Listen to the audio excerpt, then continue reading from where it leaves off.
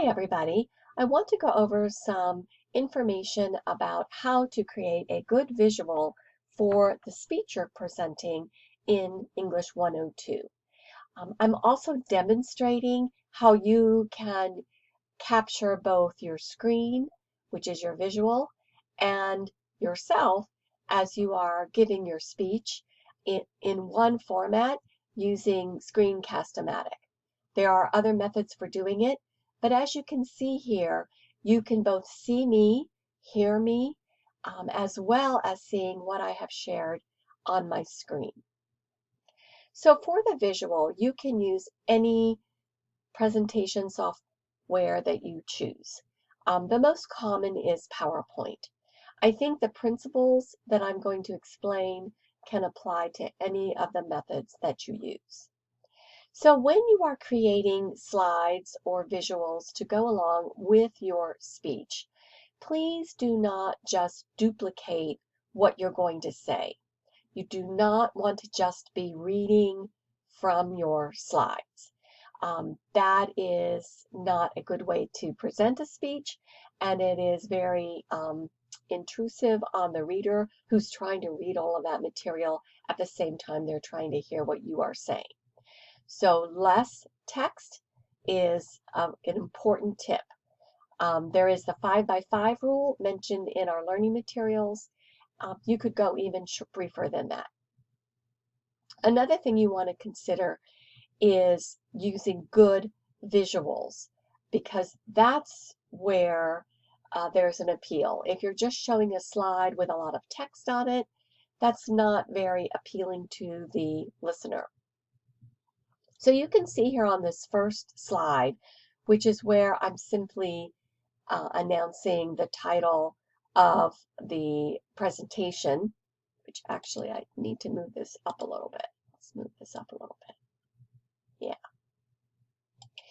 Yeah. You can see that what I did is I put a picture as my background, as opposed to having it in the corner or just having, some kind of design. And this, of course, has an immediate emotional appeal, and in this case, gives a little teaser, if you will, that I'm talking about punishment for children. Now, how do you find those pictures, and how do you do it ethically? I highly recommend that you go to Google.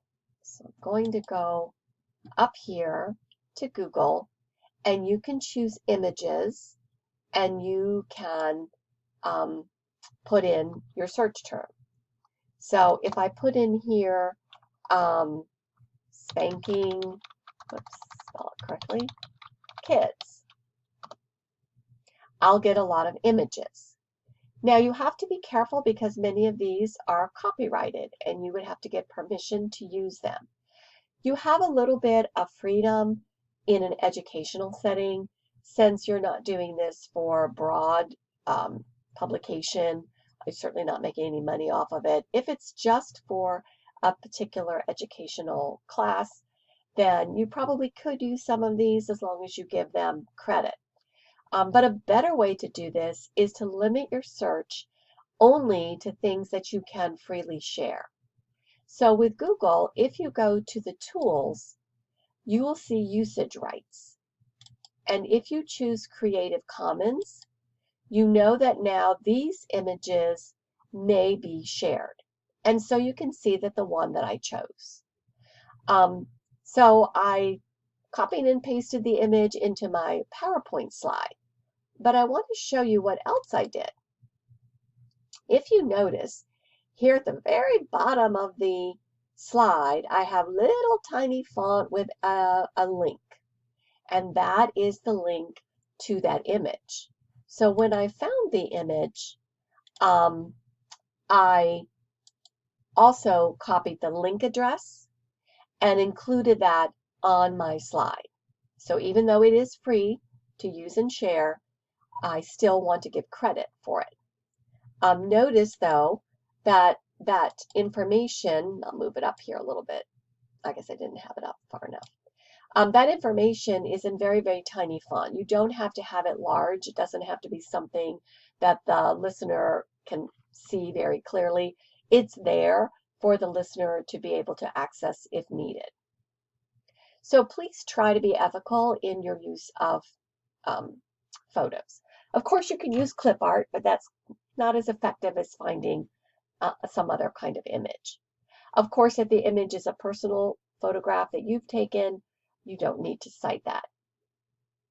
All right, I want to show you also here, this would be the slide for my attention getter in the speech. And I'm just putting a couple of interesting facts. Notice I'm not putting everything that I'm going to say. You can have notes for that. You don't have to memorize your speech, but don't use your visual as your notes. So here we have showing that the number or percent of parents who spank their children has decreased in the last 25 years or so, but still more than a third of parents are spanking their kids. So again, bringing this up as the issue, the debatable topic, if you will, for this presentation. And so this is a way where you are not putting too much information on the slide, something that the listener can focus on, and then you can discuss. Here I have a slide that introduces the first claim or reason for the argumentative paper. So one reason why parents should not spank their children. Actually, this is the thesis, come to think of it. So here's my overall point. And so I've stated that on a slide, again, putting a picture on there to present a little more interest. I have the link for that image. All right. Here I have a slide for the first, let me see if I can move my picture down a little bit. So here's the first claim or reason why parents should not use corporal punishment. It's ineffective in changing behavior.